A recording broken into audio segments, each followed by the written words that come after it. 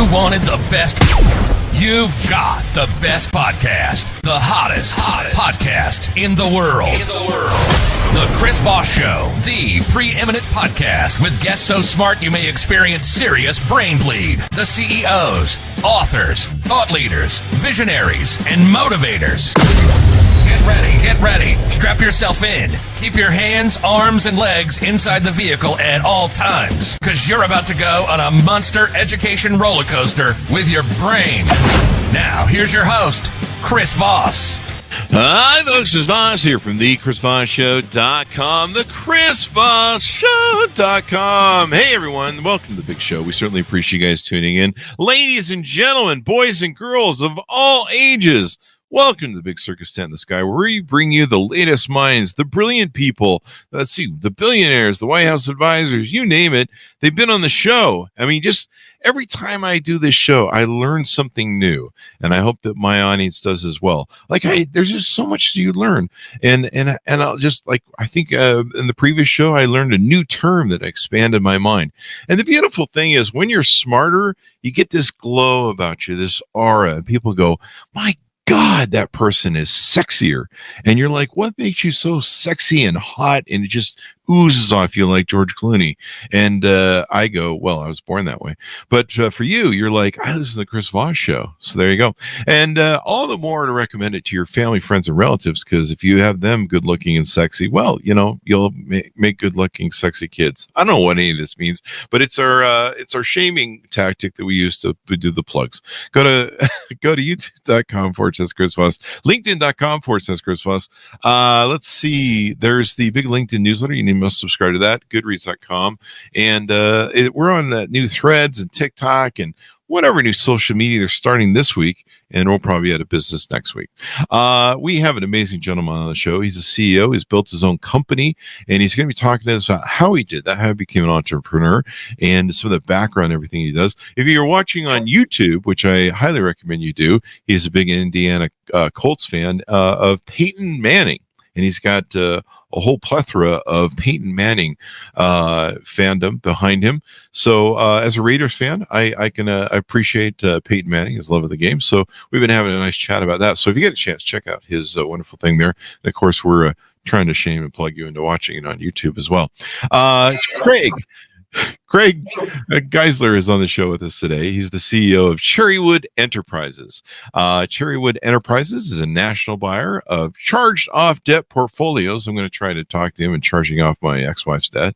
And they work with banks, credit unions, and auto lenders and commercial lenders.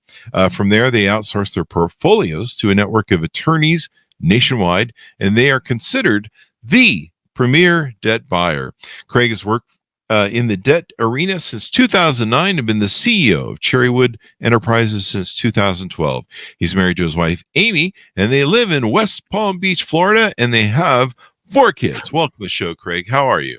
Very good. Thank you so much for having me. Appreciate it. Thanks for coming. We certainly appreciate it. And with all the Indianapolis Colts football fandom behind you, hopefully we'll get some business stuff talked about here. The show might just evolve into football fandom, as it were. Give us your .com so people can find you on the internet. Oh, please. My apologies. It's CherrywoodEnterprises.com. There you go. And give us a 30,000 overview of what Cherrywood Enterprises does. So Cherrywood Enterprises works, as you mentioned, with banks, credit unions, auto lenders, and commercial lenders. We purchase charged-off debt portfolios ranging from credit cards, overdraft, and auto deficiencies to commercial charge-offs, heavy equipment, you name it, we buy it. There you go. So you guys work with, what did we say? We said banks and all these different things. Now you handle both ends of both debt buying and debt selling. And what got you down this road? What got you interested in this type of business? Ironically enough, I fell into it. I was a mortgage broker for almost a decade. The market tanked here in South Florida. I was looking for something to do, and a company that trained me into doing what I do now brought me on board. I was there for 3.5 years. Things kind of went sideways with the company, and lo and behold, I launched Cherrywood, and it has been an amazing experience. Looking back on it, I got very lucky, but I think the notion of hard work and dedication pays off, worked for me. There you go. And that was an interesting, interesting time. We're very similar in our background. I had a mortgage company for 20 years. And then 2008 came along and said, nah, it's not going to work out. And that and all of our other companies we own in our little empire. And so you made a nice transition to that. Was that the first time that you become a self-employed, a gentleman creating your own company and stuff like that? It was a scary venture. And I've said it before. I'd say the first 2 years were the hardest, trying to establish the company and the good name, and obviously getting the word out there to other financial institutions that were around, and we purchased their debt portfolios. And before long, as I mentioned, the hard work and dedication paid off, and more and more of the financial institutions were calling, and it definitely paid off with just laying the groundwork and being consistent. And the biggest thing is answering your phone. I know it sounds silly to say, but as the calls come in, a lot of people get rather lazy and they don't want to take the calls, and they don't want to have the 5 to 10 to 15-minute conversations with the different institutions. And if you don't, I mean, that's really how you lay the groundwork, is just letting them know your story, who you are, where you came from. You do exist. You're not a fly-by-night company. And just doing that on a consistent basis and responding to emails very quickly. And even, when the business hours are over, 5 o'clock does not come for me. It's 6, 7, 8, sometimes 9 o'clock, working with the Western U.S. bordered companies. And it's just been, it's been a roller coaster, but it's been fun, and I wouldn't change it for anything. What do you think has helped lead you to success as an entrepreneur? What are some of the tidbits of maybe things that stuck out to you and you felt made you successful? Because being successful as an entrepreneur is hard, especially in what that time and era, going through a transition like that where you got to pivot really hard. Yeah. Again, it was just a lot of that was consistency, and I think the major thing is doing what you say you are going to do. So if you said you were going to call it 3, you better darn well call 3. If you say you're going to have an answer for a company by 5 o'clock, you better do so. And even if I couldn't, if there was the odd opportunity that I wasn't able to get back to them at the time I scheduled, I at least responded and said, I'm still working on it.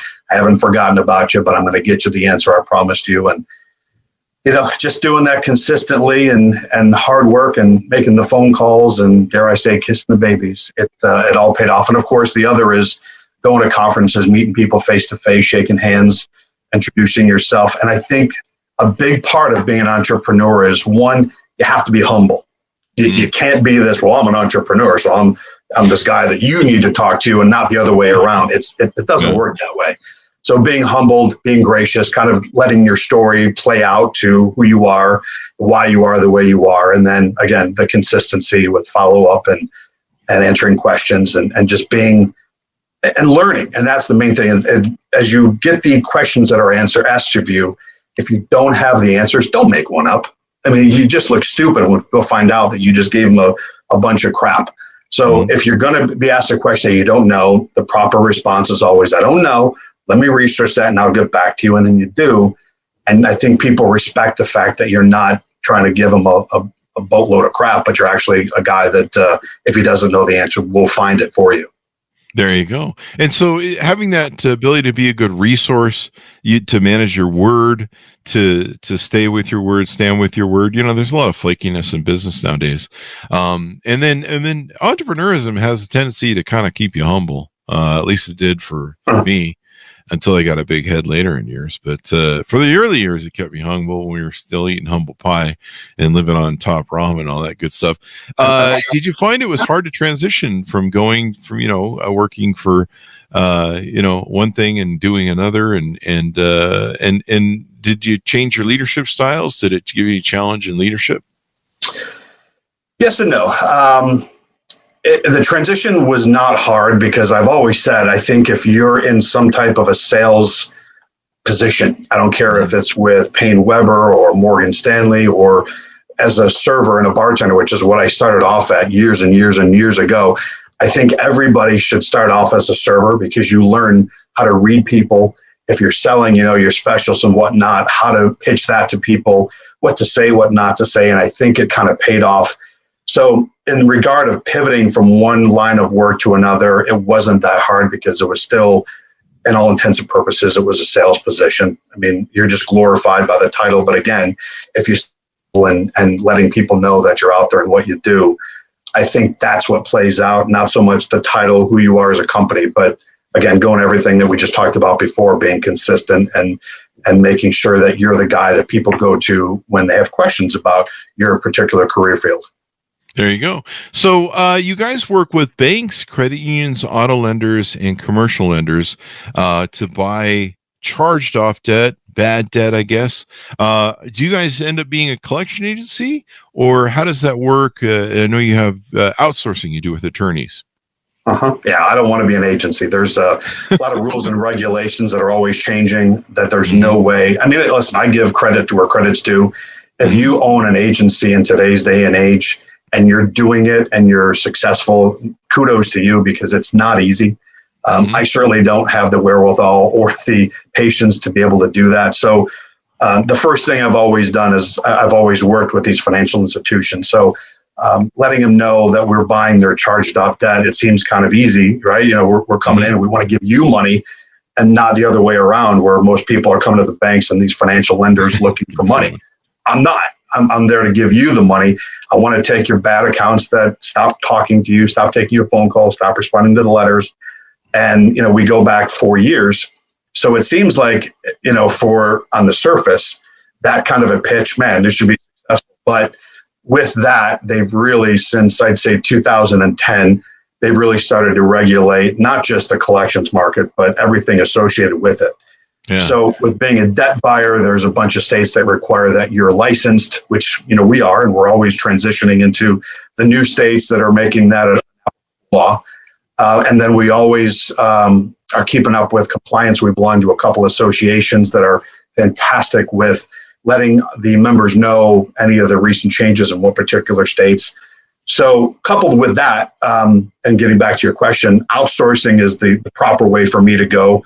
The attorneys out there, they don't want to say anything or do anything that's going to put not only their good name on the line, but also, I mean, these guys went to school and they got a bar membership. And as far as I'm aware, maybe they're out there, but not many attorneys are going to put that at risk to collect a couple $1,000s.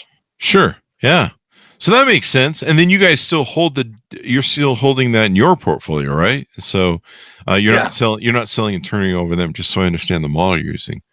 Yeah, I mean, we do have attorneys that we work with in certain states that either A, we don't have a good track record with, B, we don't have a good attorney relationship with, or C, we've got no desire to be in that state doing any type of collections. So in that regard, we will sell to them. It's very far and few between, but certainly done. There you go. And what states do you cover or are you licensed in? Can you buy and sell in all the states, or give us that rundown? Yeah, it's, you know, we purchase nationally. With the exception of maybe, you know, 2 or 3 different states that we don't have a good track record with, but we're licensed in all the states that do require us to be. There you go. You know, North and South Carolina, I think right now in our industry, they are the ones that are the toughest as far as getting your licensing and what you can and cannot do. So it's not just a matter of purchasing. That's the easy part.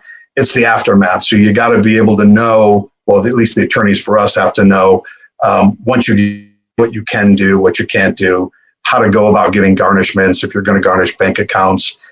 So it's a big thing to understand.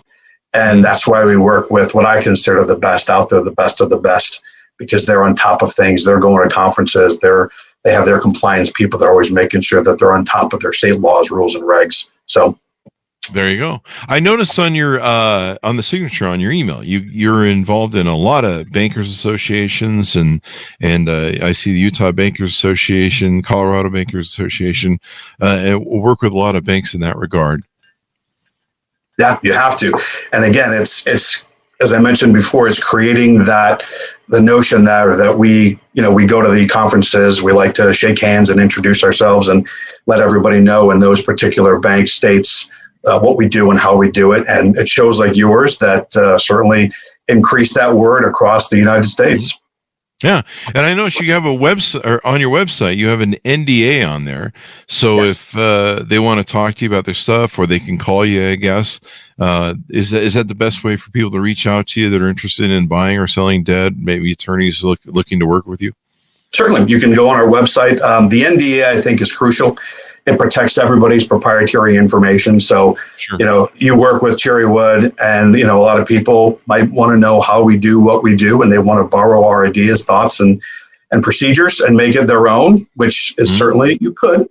But we'd rather work with companies that are interested in working with us in a upward fashion of being responsible for what they do, both before, during, and after the purchasing process. And again, it's all about creating the relationships with the banks out there and taking away their bad portfolios that are making money on. There you go. Now, the callback joke on the show for years has been that I have anywhere from 7 to 8 or to 9 different ex-wives. So, would you be interested in buying some wives, ex-wives, and their debt? No, I'm just kidding. No, but I thank you for asking. No wives, no ex-wives, and they can keep their debt as well. But do I have to fill out the NDA to get that considered? No, I'm just kidding. Yeah, if you fill that out and get it back to me, we'll talk. We'll get it back to you. There you go. So, you built a successful company, and how does it feel to, you're what? You started in 2012, so you're 12 years down the road? Yeah. I flunked second grade. That's another callback joke of the show. You're doing great. You're doing. Yeah, I'm trying to. I'm still. I can count as long as I still have my fingers. So, how does it feel to be in business this long? One thing that a lot of entrepreneurs go through is trying to get past what you mentioned, that first 2-year mark where you really struggle, and people are like, "Who are you?" and you're like, "Who are we?" and all that good stuff. What's it feel like to finally reach that point in pinnacle where you're successful and you've got the game down? Well, I'm going to borrow from some of the great sports legends out there that once they reach what they always say is the pinnacle of success, if you stop and look around, you've already lost it. Things go so fast in the industry. So maybe again, it goes back to my humble beginnings. I don't look at myself as a successful person. I look at myself as someone who's lucky. I got a couple of good breaks, but it's also I came from Buffalo, New York, which isn't the most exquisite and elaborate city out there that you can think of when you think of, great cities in the United States. I think it's cold. Let me tell you something. But I will say that if you come from humble beginnings and you have to work for everything that you have, every dollar that you have, then, you're ahead of the game. So I don't ever look at myself as a success. I look at myself as somebody who's had a lot of good luck and a lot of good relationships, and I want to continue to get better. I want to continue to be more successful, and the day that I stop wanting that is the day that I will retire. There you go.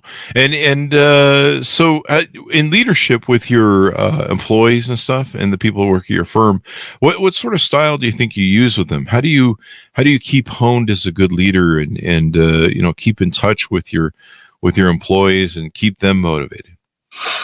So I think, as I've said before, we always look in our company for leaders. So I don't want a yes man. I don't want somebody that's going to do everything that I tell them to. I want somebody that's going to challenge me in my way of thinking, because a great leader never thinks that his way is the only way and the best way. That's a foolish leader. I've learned that the hard way. Yeah, you have to look at things as there's other employees that you hire to do their job, and they have great ideas. So we're always kind of spitballing off of each other, trying to hear, another way something or a better way to do something, and try to, successfully navigate the widget, if you will. Navigate the widget. I love that. Yeah, I learned a long time ago that the CEO, the buck stops here, but I'm not the corner market of all the greatest ideas in the world. I've had a few, but for the most part, you need that input from people. And we've had a lot of great military leaders and people from the military that come from our great military here in the U.S. And it's interesting how much they teach leadership, and they teach small teams. They teach everyone to be a leader basically at all levels. Yep. And so teaching your people leadership and being open to their minds makes all the difference in the world. What do you go ahead. No, I just scratched my eye. Oh, okay. What are you seeing in the world today? Because I think we're kind of entering possibly another probably lots of business for you. The way the economy's going, interest rates going up usually increases with defaults. I think car sales and repossessions have been going up. I think some housing foreclosures have been going up with interest rates. We kind of see this ebb and tide with the economy. What are you seeing right now in the debt and default business? Well, they keep saying that we're entering a recession, although if you look at some of the economic factors, we haven't seen it yet, right? So, we're always hopeful. I don't want to say that I want our nation to go down into the dumps when it comes to our economy, but there's certain attributes that we want to see. So, as you mentioned, the auto sales, that's a big part of the marketplace right now. There's a big debate going on with these electric cars and if it's a more beneficial or not so beneficial car for you. I think especially if you look at states like California that have an energy crisis, adding cars that are going to be drawing from that, probably not the best idea. So I think that there's still a big market for gas-powered vehicles. I think there's a lot of lenders out there that are trying to figure out how to keep people into their loans and elongate their loans and refinance them rather than lose them altogether, which is smart for the lenders. But, at the end of the day, you're going to see the defaults are going to increase. We're already hearing and seeing that banks and credit unions are having an issue with that. Auto lenders are having an issue with that. And surprisingly, and this is why we've entered into the space, I'd say around 2018, is commercial lenders. You got a lot of these companies that are leasing and purchasing heavy equipment and cars for their businesses, vans, semi-trucks. And these guys, the entrepreneurs, unfortunately, aren't making it. And they're left with the equipment that they can turn in, and the lender can sell the equipment to make a little bit of money back on that, but there's still that deficiency. So between the auto and commercial, it's a very synonymous sector that you're seeing a lot of the same things, a lot of the growth in terms of their defaults. And we work with them, and we love working with both. And while we try to be empathetic to the fact that they're losing money, at the end of the day, if you're being offered money for an account or a portfolio of accounts that you're not going to get any money back from, why not sell them, recoup some of your costs, and boost your bottom line so you can go out and continue to do loans and stay afloat.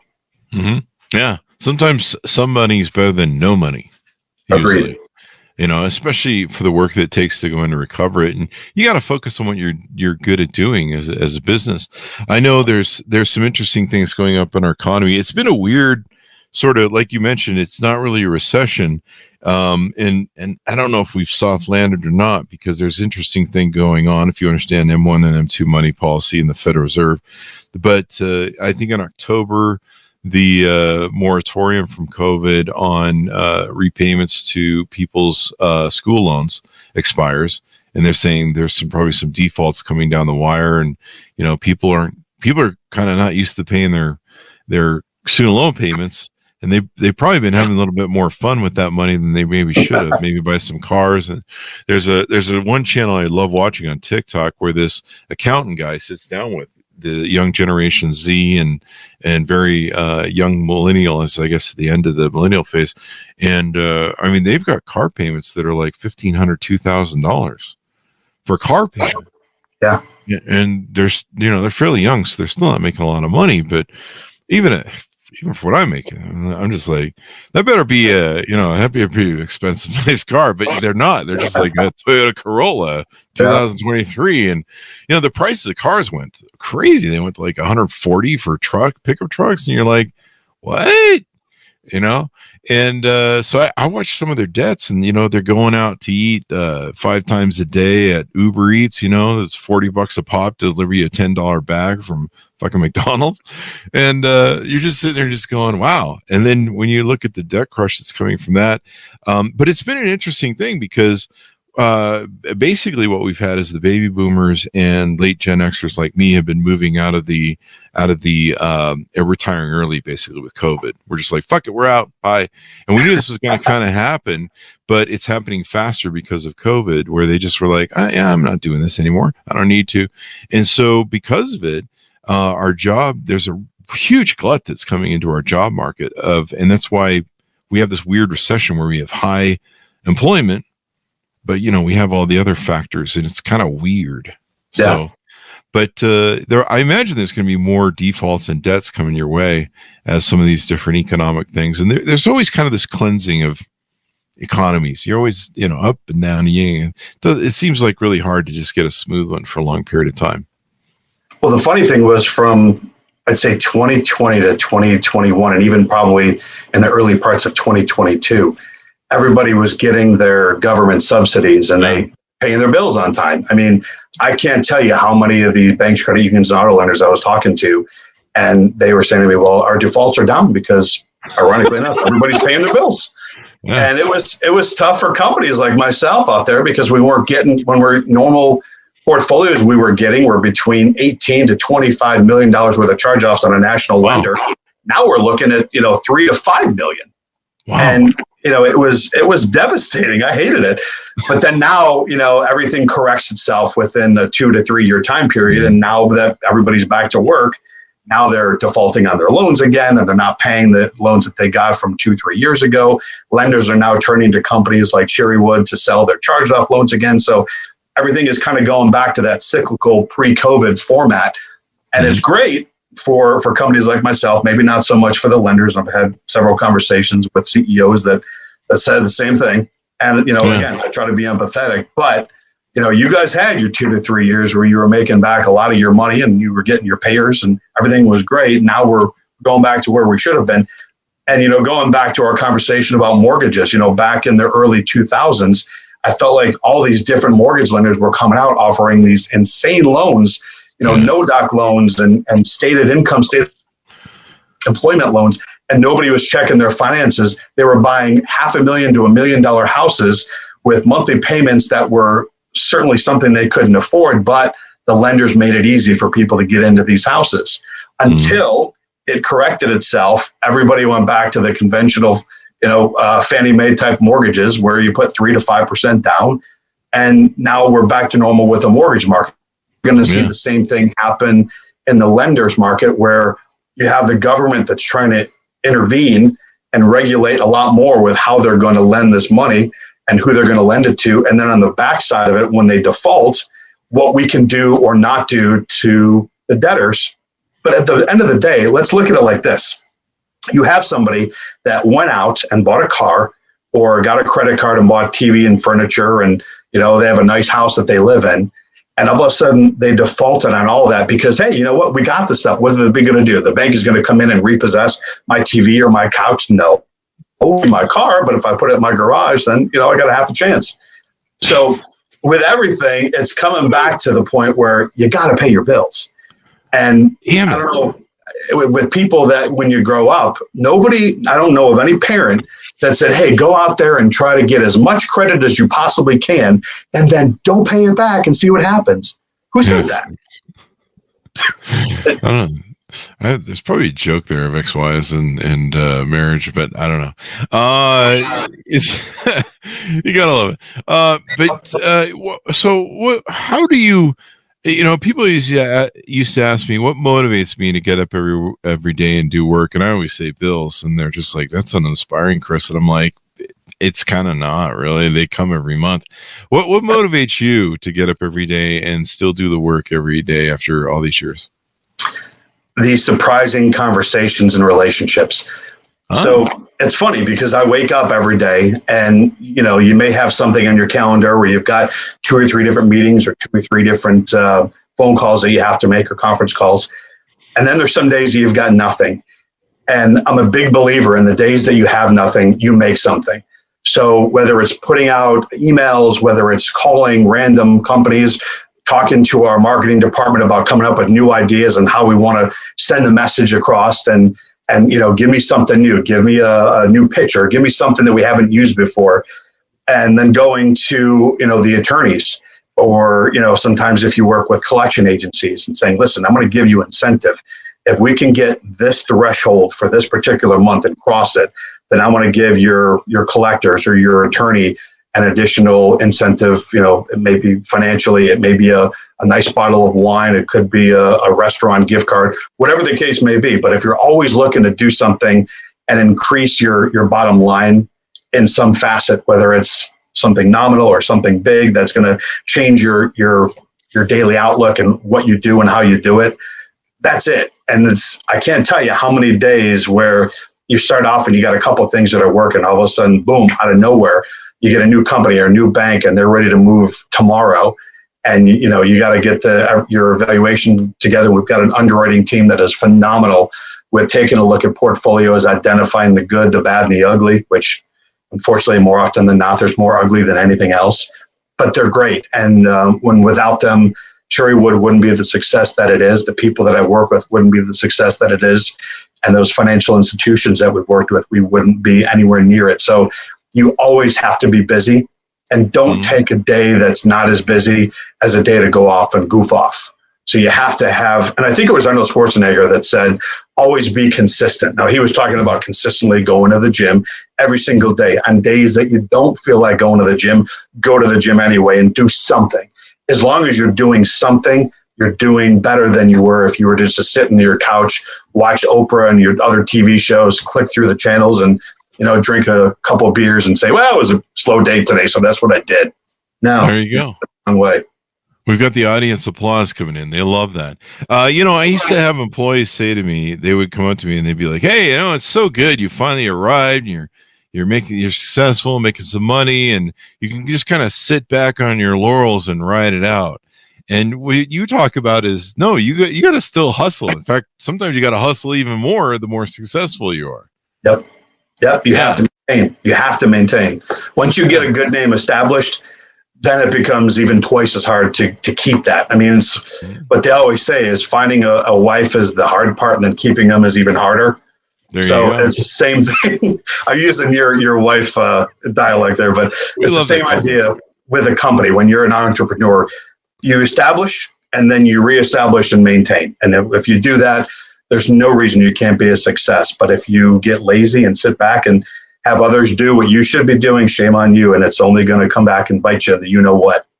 There you go. So anything more we haven't talked about your company, Cherrywood, how you do it and what you do there? Well, I think the process. So when we work with a bank and they say, okay, we're interested in potentially selling our charged off loans, the process we've made very, very simple. And in fact, I even hate using the word process because it makes it sound, one of those things where we got to do a million things. Right. So it's what we do is obviously the first thing we touched on was we send out the mutual non-disclosure agreement. And then we send over the Excel spreadsheets with the headers of information. And then we've got one of two ways that the financial institution can put the information together. So one, copy and paste, which can be arduous and tedious at most. But if you've got an IT group that's phenomenal at it, then more power to you. The other way is they pull it out of their system, different format from what we're looking for, but the same idea, same, the headers of information we're looking for. And then we ask for backup docs for one of the accounts just to review the terms and conditions and arbitration language and anything that's going to allow for attorney fees and court costs. So once we get the Excel spreadsheet, the sample docs, our underwriting team goes to work and takes us roughly 3 to 5 business days to come back with a number. We present the number to that financial institution. If they love it, which why wouldn't they? Then we draw together a purchase and sale agreement. They sign it, we sign it, and then we fund. So the process, if everybody's on their A game, should take no more than 2 weeks, 10 days at that. And we fund quickly. We want that. We want those accounts in here. We want all the backup docs at that point. And we do this consistently, whether it's monthly, bi-monthly, quarterly, biannually, or annually. We want to create that relationship with those financial institutions. Now, since you buy debt, can I just mail you in some of my credit cards? Will that take care of it? No, I'm just kidding. Absolutely, Chris. Anything for you, buddy. I've got a stack over here. We'll just send you the list because we'll buy it, but I just want you to know in advance we're going to put it through an attorney. So you may wait. I'll just keep paying the bills then. I guess. All right. Probably a good idea. Probably a good idea. I was hoping there was an out there, but I guess there's not. Damn it. So yeah, we're going to hold you to it one way or the other. I'll just keep those payments going.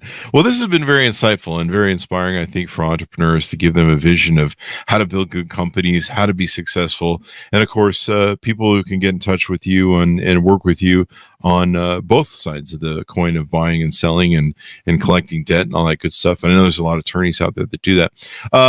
Give us your last pitch before we go out on doing business with you as we go. It's very simple. If you want to work with a great company, with a great team that's going to give you great results and do that consistently, there's only one company to work with, Cherrywood Enterprises. There you go. And give us your .com so people can find you on the interwebs.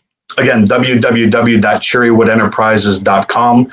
We've also got a LinkedIn page. You can go to Cherrywood. You can go to my own, Craig Geisler, on LinkedIn. And we're always looking for new banks, credit unions, auto lenders, and commercial lenders to work with. So let's get in touch. There you go. Thank you very much, Craig, for being on the show. We really appreciate it. Thank you for having me. I really appreciate the time. There you go. And thanks to our audience for tuning in. Go to goodreads.com/Chris Voss, LinkedIn.com. Join the big 130,000 LinkedIn group over there. The big LinkedIn newsletter. That thing grows like a weed every day. And also go to, the new Threads app, whatever the hell that is, the TikTok, all the different things on there on the social media. Search for the Chris Voss Show. Anyway, thanks for tuning in to everyone. Be safe, and we'll see you guys next time. And that should have us out.